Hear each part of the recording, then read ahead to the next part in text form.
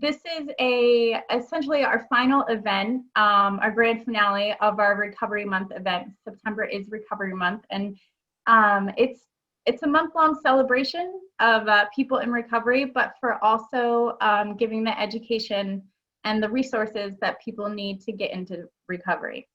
So it's going to be a really great, powerful night. We have many different faces of recovery, family members, organizations, folks in long-term recovery. And I would like to kick it off with Miss Michelle Creasy. Hi, everyone. Again, my name is Michelle Creasy, and I reside in Berwick. My story, or journey as I refer to it as being, is the story of our entire blended family. My stepson, Jeremy Howard Creasy, was born on July 1st, 1990. On June 8th, 2018, Jeremy died as the result of a fentanyl overdose at the age of 27. Never did I dream that one day my family and I would be swept into the darkness that active addiction brings, and I certainly never could have imagined that we would be burying our son as a result of it. We've asked ourselves the questions when, why, and how many times since losing Jeremy. From his journals, we believe Jeremy's addiction began when he was about 14 years old. It was at age 14 that he began taking pills. At age 16, we suspected Jeremy was using marijuana and confirmed it by purchasing and administering a drug test. At the time, grounding him for a month seemed like a good idea, and we hadn't thought much about what our next steps should be. We offered counseling, which Jeremy denied he needed, and so we moved on, not giving thought to the fact that there could be a problem developing right in front of our eyes. This problem did, in fact, develop into a heroin addiction sometime after Jeremy graduated high school. As the years went by and after countless red flags, we realized Jeremy had a problem.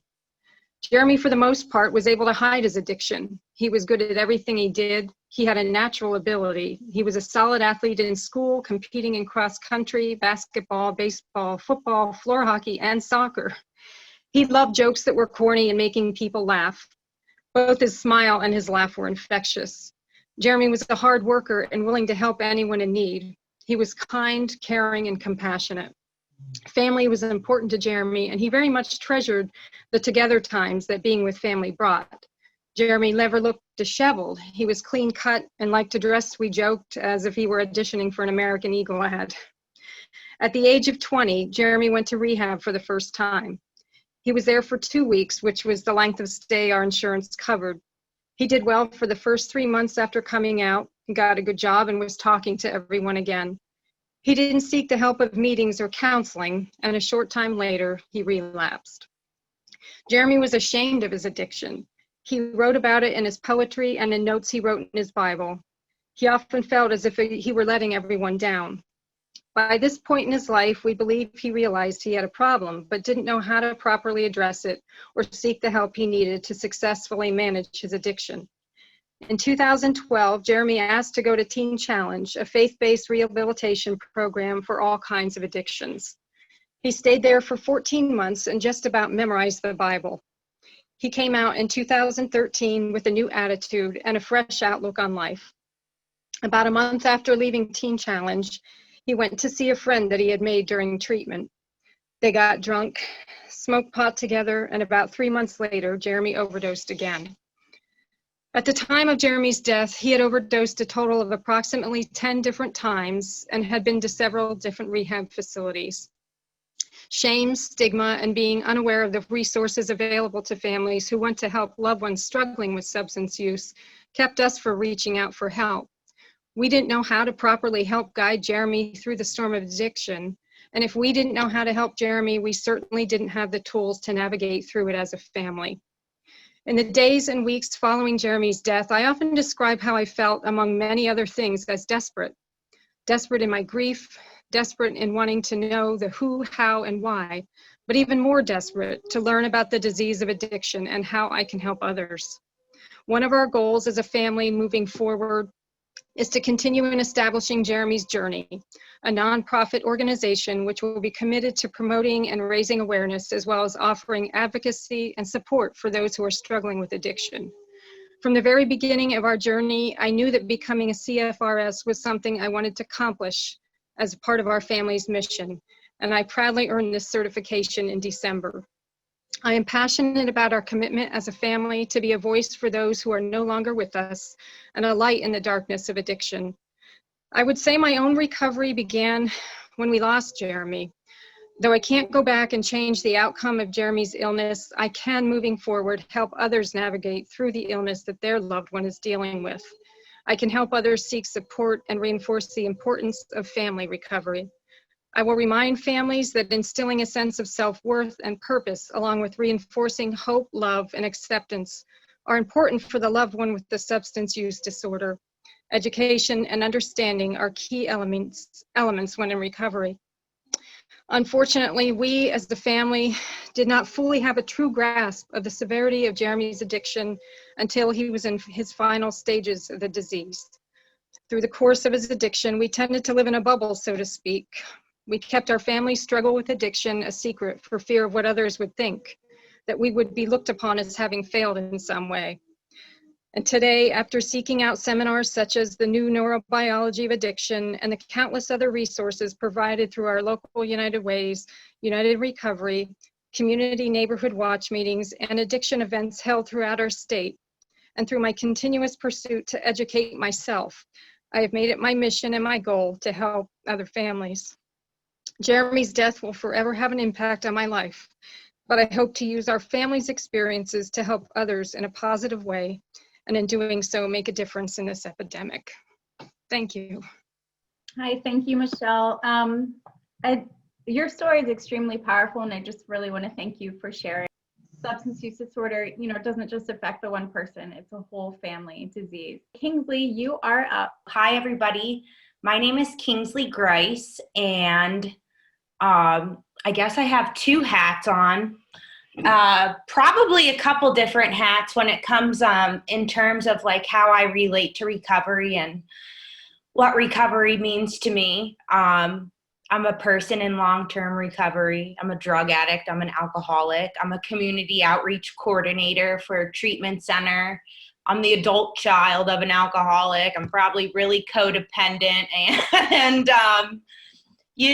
really just hit all the boxes to qualify to be at any sort of recovery-related event, meeting, gathering, what have you. So for me, recovery is my life. And it's crazy to say because 7 years ago, I had no idea what recovery was. I could tell you it probably meant to me that I wouldn't have fun anymore. I knew I wouldn't be able to drink or use drugs the way I used to anymore, but I didn't really know what life would be like outside of that, standing at the doors of an admissions building at a treatment center. So like I said, in the summer of August 2013, it was Labor Day weekend in August, I found myself at the end of my addiction. I started drinking when I was 16 years old. I had a great childhood. I went to Catholic school my whole life up until my senior year. I danced. I was the Sugar Plum Fairy in the Nutcracker my senior year of high school. I was a cheerleader. I went to college. I graduated college. And at the age of 27, my drinking took me to like a DUI, being passed out behind the wheel of a wrecked car, to hospitalizations, pretty heavy anxiety through my 20s, and ultimately ending up in a really bad relationship, fueled by crystal meth. And that August, I felt pretty scared, pretty alone, pretty stuck and hopeless in life. So that's really what it was like and what recovery wasn't to me. I found myself in a treatment center September of 2013. And my mom dropped me off and she said, just be honest, open, and willing. And that was really the only tools I had walking through those doors. And for myself at that point in time, I was 27. I was the only person that I grew up with aside from my father that had been to a treatment center. Everybody else who was my age was living in Philadelphia, getting their professional careers started, getting engaged, some having babies, and there I was at a treatment center because of some choices that I had made and I had no defense against. So I did. I guess looking back, I was honest, open, and willing, and I've made it 7 years. I could tell past that with consistent sobriety. And I can tell you today that recovery is happy, amazing. It's a forward trajectory for me. It's successful, it's peaceful, it's filled with relationships and connections. It's authentic, and it takes grit, you know. Recovery has given me everything that I have in my life today. You know, I went to treatment, and after 30 days in a rehab center, I learned that that wasn't the end and I wasn't fixed. And they had suggested I go to a halfway house in Hamlin, Pennsylvania. That's in the Poconos, kind of by Lake Wallenpaupack, if anybody's familiar with that area. And I went begrudgingly, but I ended up going. From there, I learned that there was a next step after halfway houses called sober living. And I was like, what the heck? I need to do like something else. And then they wanted me to leave. I grew up in Pottsville, Pennsylvania. And by the time I got into the 90-day halfway house, they were like, you should probably completely start over. You should get a new place to live. You should get new friends, and you should learn how to do new things. And for me, I was fortunate enough. I wasn't married. I didn't have kids. I had the world by the ass, excuse my language, with the exception of like I was in early recovery, and trying to get sober was like the big issue, and it seemed like a mountain at the time. And today I look back and I'm like, that was only like this much of the story. Today I'm sitting on this Zoom meeting in a home that I just purchased with my husband, who is in recovery. He's a counselor at a treatment center. I met him through work because I do outreach for a treatment center, and we lived by each other, and we have mutual friends through Alcoholics Anonymous and recovery. Every job I've ever had since I've gotten to the Scranton area where I'm based out of has been from networking with individuals that I've met in recovery, places I've lived, like my apartment, my job, my significant other. Like everything I have is a result of like every notch and like rung on the ladder I've hit along the way. I guess to speak to my professional life, I'm a community outreach coordinator for Banyan Treatment Centers. We have a full continuum of care here in Pennsylvania, from detox to residential to partial hospitalization and intensive outpatients. Prior to me getting sober and finding recovery, I had no idea that community outreach coordinators for treatment centers was even a job. I didn't even know there was someone like me, or that there could be somebody like me that could go around and educate and build relationships based on the solution to addiction. And quite simply, that's what I do. I get to go around, I get to make new friends all over Northeast Pennsylvania, and in the most simplest way to put it, talk about recovery,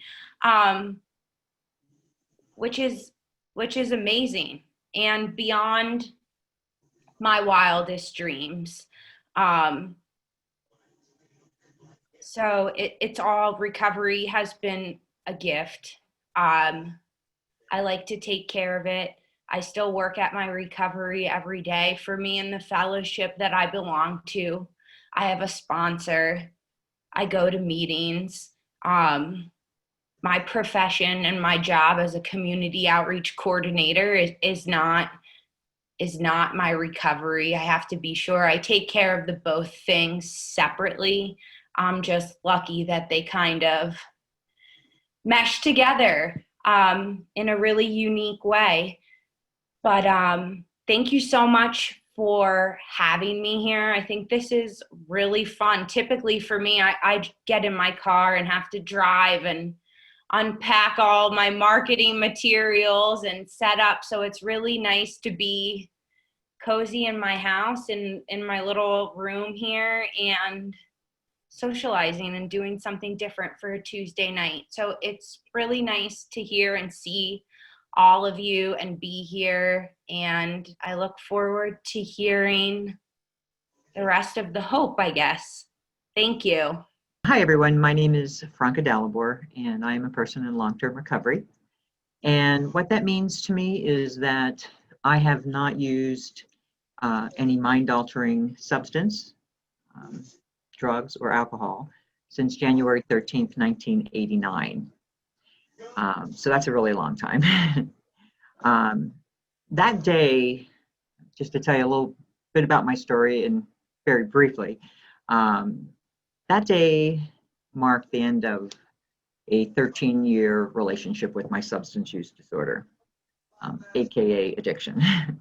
And like any other relationship, it started out in that warm, fuzzy stage. I felt good about myself. I had lots of fun. I traveled. I was building my career. I met more people like myself. And then things slowly started to change. It no longer gave me that pick-me-up. It was no longer that shot of courage. I started losing sight of what I wanted. And eventually I lost sight of who I was. I knew that I should call it quits, but I couldn't. I wanted it. I loved it. And then I started chasing it. But it was never the same as it once was, just like any other relationship. I only had memories of what it was in the beginning, and I just could never get back to where I thought I wanted to be. So on a Thursday night, I emptied out my liquor cabinet, and it was not down the drain. In a drunken plea to God, I made a deal. I said that when I go to court tomorrow, if the judge doesn't give me more than 5 years, I will help people, help others. I'll go to schools. I will, talk to students, to young people about the dangers of drugs. I will share my story. So here I am. 31 years, 9 months, and 22 days later, I am still repaying that debt. It's been quite the journey, and it all started that Friday. It was a Friday the 13th. I was dressed in a skirt with shackles at my ankles, and my life began to change. After a short stint in a women's correctional facility, 28-day rehab program, about 9 years in therapy, and a lot of 12-step meetings. I came to terms with my disease, and I started to recover. And I began to heal my inner child, and that's a part of my journey. So in recovery, you know, I started getting the things that I always thought I would want. I went on to get married. I became a mother to 2 wonderful children, and now I'm a grandma. I have 2 little grandchildren. But along the way, recovery allowed me to build meaningful relationships with my friends, with my family. I have a very personal, intimate relationship with my higher power, God. And another part that's very important to me today is that I like myself. I can hold my head up and I have self-respect. I have dignity. And to that, I owe a lot of gratitude to the women who have been a part of my recovery, who taught me how to live life without drugs and alcohol and how to act like a lady. And that's my dog. So that's pretty much how I got to where I'm today. And today, I work as a certified recovery specialist for Geisinger. And this is my 4th career, but it is so personally gratifying. And I believe that it's where my journey has brought me to truly help other people. I work inpatient at the hospital in Danville, and anyone coming in who has a diagnosis of substance use disorder or who is there as a result of a car accident, if they're under the influence, anything where someone felt like I might be able to help them, I get connected. And I go in there without knowing a soul, introduce myself, and I have an engagement with these patients where I'm able to give them some hope that, where they're at is not the end of their rope. And it does always feel that way when you're at your bottom. But it's just really the beginning of this life. And Kingsley and Tiffany both talked about it. Now, when we reach that place where the tire meets the dirt, you just think that there is nothing left to live for. And it is just the amazing journey that comes afterward. So working as a CRS, I get to help patients get connected with recovery resources. I work through the care management team. So I'm just a small piece, but people are getting help. I also have a little part in the warm handoff. And that's just a privilege to be a part of that and to, help build addiction medicine inside of Geisinger so that we can be a bigger asset to those in, the community that, Geisinger facilitates throughout this, most of Pennsylvania. And it's been a real pleasure to be a part of United in Recovery the last couple of years and just being a part of the solution. So I want to thank Olivia for allowing me to be here tonight and to share a little bit of my story. Hi, Franca. Thank you so much for sharing. Next up, we have Miss Leslie Ward. Leslie Ward is the supervisor of the Family Treatment Court for Northumberland County Children and Youth. Thank you so much for having me here tonight. So if my son Ethan was here with me tonight, as Olivia said, I'm the supervisor at Family Treatment Court, he would tell you that he got me that job because of all that we've been through together. I'm here tonight to talk not only about my own journey as a parent of someone who fought the disease of addiction, but I'm here to tell you about my son Ethan. I believe everything happens for a reason. I believe we don't go through anything or get a job or whatever it is. It's all for a reason. So I went back to school. I was termed an untraditional student. I went back. My ex and I had gotten a divorce. And this had impacted Ethan a lot. We did not know at the time how much. But But anyway, I went to school, and the first job I got was at White Deer Run. And I'm thinking to myself, I have no interest in working at a rehab center. I don't know anything about it. There's nothing about it that really interests me, but I need a job. So I took the job at White Deer. And for 6 months, that's what I did. Little did I know in those 6 months, that was my training ground for what was going to come up in my life, for not only my family, but for my son.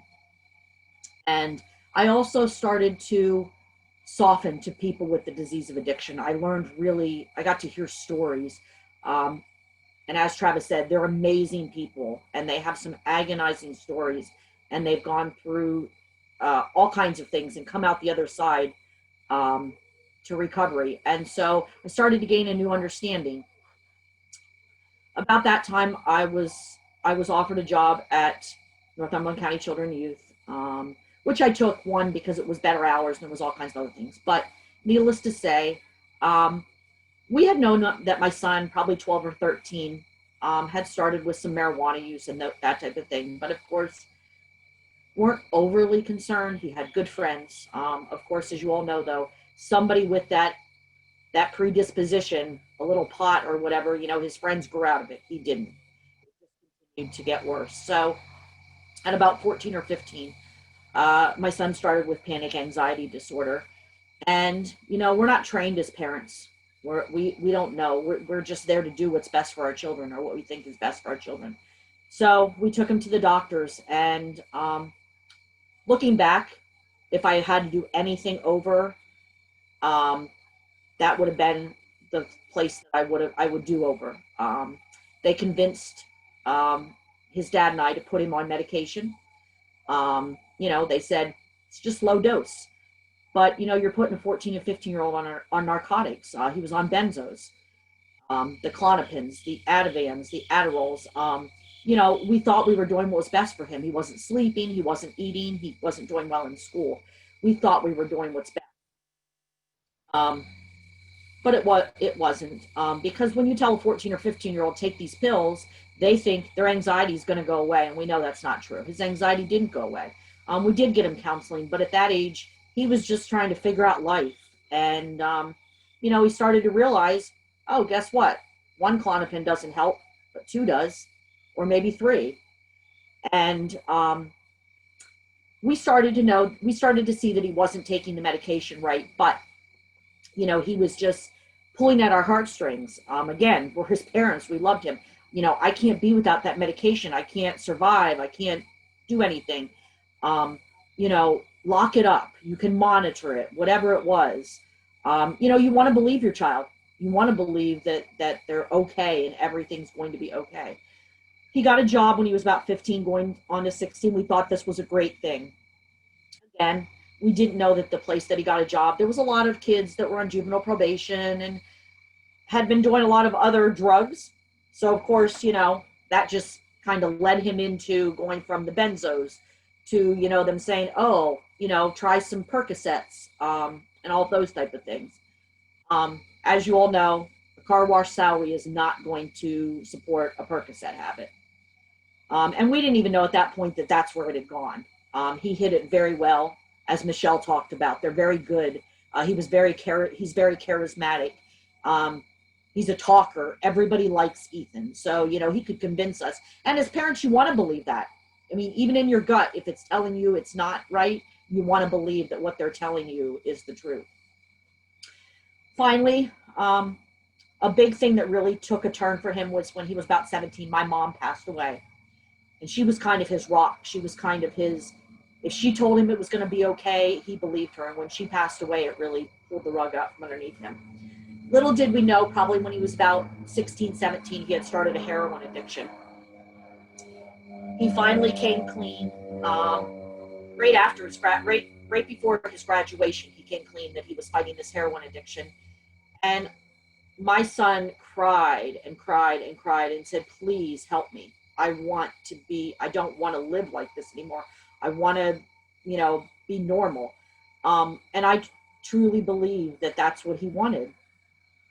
So he thought he could do it on his own. He thought he could go to meetings and do some different things. He couldn't. You know, there was just that's just not the way it worked. And unfortunately, we had a lot to learn as a family, because we realized that after we started going through this is a family disease. We all take on roles that we normally wouldn't take on in everyday life. I'm a pretty straightforward, straight shooter, call it like it is. Not with my son. He could walk all over me and convince me to do all kinds of things that I would not normally do. So I will never forget July 15th, 2015 at 18, we had an intervention. And we told him that night, you will either go, and as Michelle talked about, I had decided working at White Deer, and some of the things I'd learned along the way, the 30-day programs just aren't always enough. And our faith was very important to us, and I wanted to really find a place that I thought could really help him. And we found Teen Challenge. I'm sure it brings wholeness to the hopeless, which I love the saying. So that night we did an intervention, and his choice was, you will either pack your stuff up and move out of our home, or you will go to Teen Challenge for 14 months. Now he came to that intervention high, and he went, not willingly. He went just because he didn't want to be on the streets at that point. Thank God. I'll show you him. I don't know if anybody can see that. I know it's really difficult. I don't know if you can. That was him at age 18. He weighed about 102 pounds. And that was the night that we took him to Teen Challenge, which was probably the hardest and worst night of my life as a parent. His dad and I and my dad and his brother had to drive him up to Syracuse, New York. At that point, they didn't come and pick people up. There we are, stuck in a car with him for 4 hours. Through that car ride, it was miserable. He had to make stops because he told us, I'm going to use all the way up. You're not going to stop me, because I know once I get there, I don't have a choice. So it was a miserable ride. At some point, his dad and I and his brother, we became you people. I don't have to see you people for 14 months. I'm so glad you're just going to drop me off. And we did. We dropped him off. That night, it was probably one of the hardest nights ever of my life, leaving my 18-year-old in some facility in Syracuse, New York. It was dark. It did not look like a nice neighborhood. And when I got there the next month during the daytime, I will tell you, it was not a nice neighborhood. So it was scary. But we started learning as a family that we need to start taking some tough lines. We started learning. I think the one thing that I learned through Teen Challenge was I was told that I was loving my son to death by what I was doing. And I needed to start taking those hard lines and making, getting our family healthy and helping get Ethan healthy. But if he chose not to, we could love him for who he was and where he was. So we kind of put together a team, our family, and he called about 3 days later, which they warned us he would do, and he did. And he begged me, please come get me. I've learned my lesson. You can take my cell phone. You can do whatever you need to do. I have learned my lesson. Now understand, the night I dropped him off, at that point, when we took my son to Teen Challenge, they didn't have a detox at that point. So his choice was, he could have gone to a detox facility, but he was like, absolutely not. I'm already going to spend 14 months somewhere. I am not wasting another 30 days in a detox. So he detoxed. He was going to have to detox off nicotine, heroin, benzos, and whatever else he was using. So it was a rough 2 weeks for him. But anyway, 3 days in, he called and said, please come get me. Mom, I won't do it anymore. And I said, Ethan, there's no home for you. There is no home for you with anyone in our family. Not your uncles, your aunts, your grandparents, no one. We have made that decision. You will either stay there for 14 months. And he was like, then I'm leaving. And I said, and if you do, my heart will be broken, but you are going to be on the streets of Syracuse because no one is coming to get you. After I hung up that phone, I don't know how many tears I shed and probably didn't sleep. Well, I know I didn't sleep. I just kept praying that he would stay. I'm so thankful that he did. He called me a few days after that, totally different kid, because of course the withdrawal was over. And he said to me, Mom, I got this. I can do this. I want to do this. He stayed there for 14 months. He graduated. Of course, you want to believe it's all behind you. 14 months. What more could he need but 14 months at a facility? He now has all the tools and everything.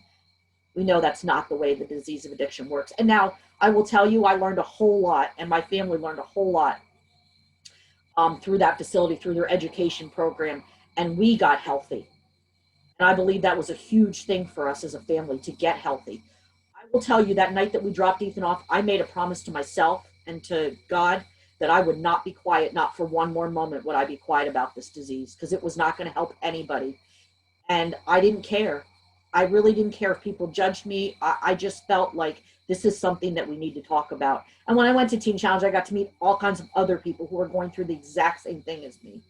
So he graduated, he came home, and as Michelle had talked about, it didn't last very long. I would say within 6 months or so, he was back to using. We didn't want to believe it, but you have that gut feeling that something's just not right. But he was at college. He went to Penn College. He had a girlfriend. So you just want to believe that he can push through. It was probably, I would say maybe a year later, maybe a little bit beyond that. He called us one night. He called me and his dad, and he said, it was a Monday night. He called us and he said, I called Teen Challenge today. I'm going back. You have to take me there by Thursday. I need a couple days to get my affair in orders. And again, if he was here, he would tell you that night in the Target parking lot buying drugs, he just made that decision. I don't want to live this life. I don't need to live this life anymore. I'm better than this. I can do it. So he called. We took him up to Teen Challenge a second time. That second time he was there for 4 months. He told me it was probably way harder than the first 14 months. It was the hardest thing he had ever done because he truly, truly figured out what was causing it, what trauma, all the things that he just didn't deal with. And his dad and I each had a counseling session with him because he had to talk to us about some things with the divorce, and there were other things that he just needed to tell us. So when he came back home the second time, again, I knew that I had to keep drawing those lines. And I said to him, Ethan, this is the last time my home will be your safety net.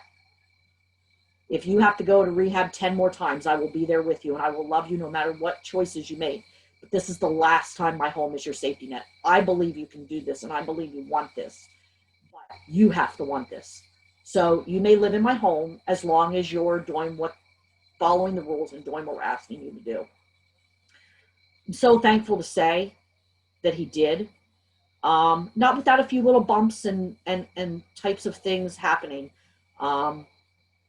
But kind of right after he came back, he had a few things that happened in his life, and I was petrified. I thought he's going to relapse again, and he didn't. He got through them, and he realized that he could do it without the drugs. He realized that this was just life. He could handle it. Not to say that he still doesn't have struggles, and there isn't moments that he still doesn't revert back to some of those behaviors. But I am happy to say that this February, he will be 3 years in recovery. He's at Penn College. He's in the marketing program. He's working 2 or 3 jobs right now. And again, I know you guys cannot see this very well, but I'm trying. Sorry. So there, that's him. I don't know if you can see it, but that is him today. 23 years old, and that's my son. But I will tell you something. If he was here, he goes around and tells his story. He's not afraid. He'll tell people. He tells people at college, his friends, he will tell them, I can't do that. I'm not normal. I'm in recovery. Now I won't tell you he lives the perfect life because he's at college, and I know there's stuff that he probably shouldn't be doing that he's doing, but I do watch him fight for his sobriety every day, and I'm so very proud of him. And I guess I'll leave you with these 2 things. When we have conversations on the phone or he comes to see me or whatever, there's 2 ways that we normally end the conversation. And it's either he'll say to me, Mom, you doing big things today? I'm doing big things today. And I'll say, yep, Ethan, I'm doing big things today. Or the second thing he'll say is, Mom, I'm living my best life. You living your best life? Yes, Ethan, I'm living my best life. Even though some days I don't feel like I'm doing big things and I don't feel like I'm living my best life. But he always kind of keeps me in check. And I am just so honored to have been able to be here and talk about this because we can't be quiet about this. There is we all know people in our lives, friends, family, coworkers that have been affected by this disease. And the more that we talk about it and we make it so there's no judgments and no stigma and all of those things, I believe we can help each other and we can build each other up. We can continue to just help people in recovery. And today was a day of joy for me.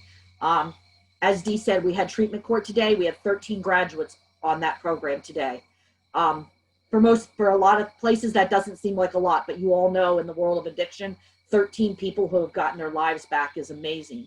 So I want to thank you all for your stories. They're all just continuing to encourage me. And I hope all of you that are on here tonight will know that recovery is possible. Thank you, Olivia. Wow, that was powerful. Thank you so much, Leslie, for sharing. You essentially just closed us out. That's all we needed to hear. Your story and Michelle's story really sheds light on the fact that addiction is a family disease. And we have to offer support and not stigma. And we need to support, our family members and our friends, because it really does affect everyone. We know someone with it, or someone that we know, has substance use disorder. So we are wrapping up a little bit early tonight. I just wanted to thank everyone who participated in sharing your stories. I really hope, just one part of it affected someone in a really great way. That's how I feel when I share. Maybe someone just got something out of it. I would like to thank everyone for coming tonight.